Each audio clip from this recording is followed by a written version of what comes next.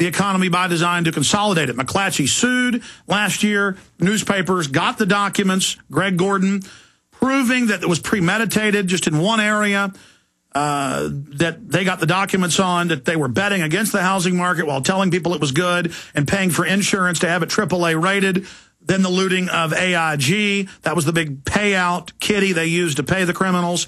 Now they want more. They're calling it banking reform, but it gives the same group power over other financial institutions that they want to wreck their competition. Max Keiser, you've got the floor. Tell us about financial terrorism and how it works and what we're facing. Well, I have been doing many reports about this and films for a number of years. I mean, you mentioned that these attacks are coming, but they're here now, and they're happening now, and they've been happening for the past 2 years. These are financial attacks. When the crisis hit in 2008, people were saying, wow, this is a once-in-a-100-year phenomenon. Nobody saw it coming. Now we know that Lehman Brothers had a bank right down the street where they had this huge slush fund that they parked $50 billion worth of cash and debt so that at the end of the quarter, when they needed to report to the SEC what their cash holding was, they could play accounting games with their little fake bank down the street. We know that Goldman Sachs now, according to the SEC, allegedly involved in fraud in terms of selling tainted bonds to investors all over the world, including in Europe, where now you see problems with the Greek economy blowing up and other countries' economies are blowing up. And, of course, Iceland went through this already 2 years ago as I made that film about it in 2007, 2008. The Icelandic krona collapsed, the Icelandic economy collapsed, and now, in an ironic fit of poetic justice, the volcanoes are erupting in Iceland, and they're sending out this toxic cloud of ash to the UK, who wanted to extract even another $5 billion from Iceland to appease the financial terrorists. But the gods, the volcanoes in Iceland, are taking on the fake handiwork of the fake servant of God, Lloyd Blankfein, and they are doing the true work of God by putting these bankers on notice that there are forces out there that are bigger than even their corruption. And it goes back to, right before the French Revolution. There was a huge volcano in Iceland. It blanketed the globe in dust and ash. The agriculture failed, which led to the government of France failing on its financial obligations, which gave rise to the French Revolution. It started with a volcano in Iceland. There's a direct parallel. History only repeats itself in these cycles. There's a lot of things going on that aren't in our books. There's a lot of things going on. Alex, obviously, the volcano is demanding that we sacrifice some bankers to the volcano. I say, let's get Blankfein, let's get Jamie Dimon, let's get Dick Fuld, and throw them into the volcano. That's the only way we can stop the nightmare. Sacrifice bankers to the volcano. Well, let's get serious here for a moment, but that is an intriguing idea there, Herr Doctor. But expanding on that... we're back to pre-Industrial Revolution days of feudalism, because all they want to do is they want to pursue an economy of lords and serfs. They want us to be free-range slaves tied into our the reason you don't see bread lines in America is because they're all on these swipe cards. They're getting food stamps. Vis-a-vis and swipe cards. They're getting food stamps. Now, what is it, 30-something million now on food stamps? In America, just like in the Depression. But let's go back to volcanoes. Later in the next hour after you leave us, I will get into the AP. Top volcanologists are warning that the super caldera, that's 4 states in size, centered in and around Yellowstone, could blow. I mean, this is becoming biblical with all these earthquakes hitting major cities and volcanoes blowing up and tsunamis. And now they're saying that the super volcano, thousands of times bigger than what Iceland has, could blow up. I mean, hell, it could be the end of the world, Keiser.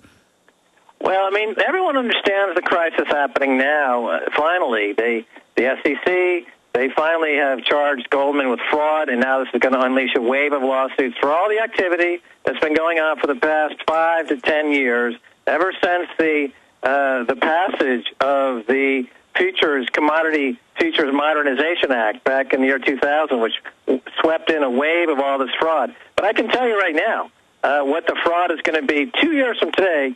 You're going to be doing a show talking about how Hollywood blew up because of derivatives.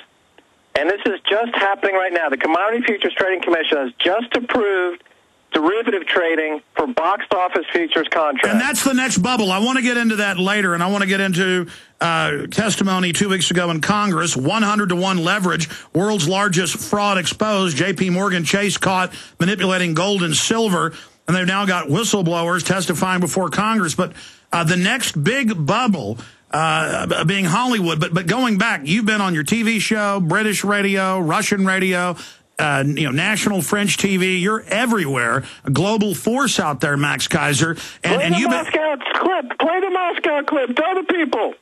Okay, guys, do you have that clip queued up of him on Moscow radio and TV? Okay, let's go ahead and play this clip from Max Keiser. Here it is. But let me, before we leave this idea of financial terrorism, let me just elaborate on that a little bit. Because мы перейдем на это, позвольте еще два слова насчет финансового терроризма добавить. Okay. Typically, people associate terrorists with fanatics who are associated with an ideology. Обычно люди говорят, что террористы — это фанатики, у которых есть определенная идеология. That they're willing to kill themselves and others for that ideology, И ради этой innocent идеологии victims. они готовы убить себя и убить других людей, в том числе невинных жертв. Now let's talk about Hank Paulson for a second. He Возьмем believes Хэнка in an Полсона. ideology called market fundamentalism, Его идеология — это рыночный фундаментализм, which is as pernicious as any ideological theocratic fundamentalist fanaticism in the world today. а это такая же вредоносная идеология, как любая теократическая идеология. То есть это религия. So it's a kind of religion. It is. Well, Lloyd Blankfein, CEO of Goldman Sachs, recently said he's doing God's work. He's a fanatic. He's a fanatic. He is a market fanatic. Как недавно заявил руководитель Goldman Sachs, он делает Божью работу. Он действительно является в этом смысле религиозным фанатиком. And in the case of Lehman Brothers, you had bankers, suicide bankers, blowing themselves up in the name of market fundamentalism, and people in Iceland die. People in Iceland were rioting. People around the world are starving because of these suicide bankers and financial terrorists. Okay, now, Max, separately, it's now. Yes? Now I have a video clip of Kramer on Frontline in 1996. No, Kramer, not Kramer. Don't abuse your audience like that. No, Kramer, we're going to play it later.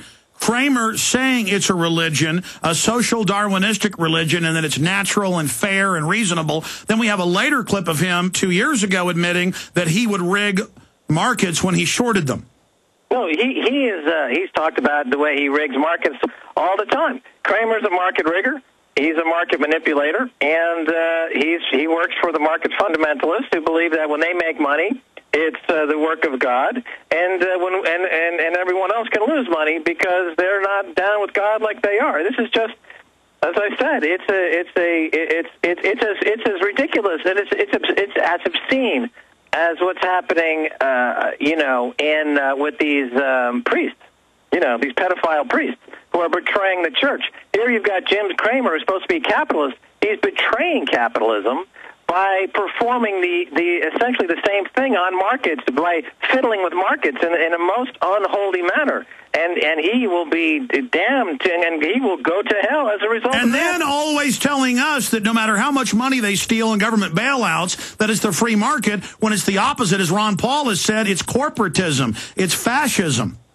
It's rigged market capitalism. And the next chapter in rigged market capitalism is going to be rigged Hollywood. And they're rigging Hollywood right now. And 2 years from today, I'll be on your show, and I'll say, wow, the Hollywood industry blew up because of all the derivatives trading, and nobody saw it coming. It was, who could have seen this happen? And I'm telling you right now exactly what's going to happen. And because Hollywood does $10 billion a year in box office, the bankers said this is a way we can turn this into $200 or $300 billion in derivatives. We're going to run it up.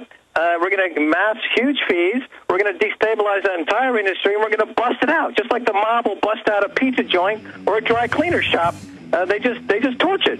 Because Hollywood's never been torched by derivatives in this manner. It's about to get derivatives by Cantor Fitzgerald and their Cantor Exchange and another group called Trend Exchange. The locusts are moving in. They're going to destroy that industry. They're going to just take all the money they possibly can, and they're going to leave a dead carcass to be bailed out by the taxpayer. Max Keiser, stay there, which is what the bankers like. Then they'll come in with taxpayer money and take it over. Did you know there is a growing number of research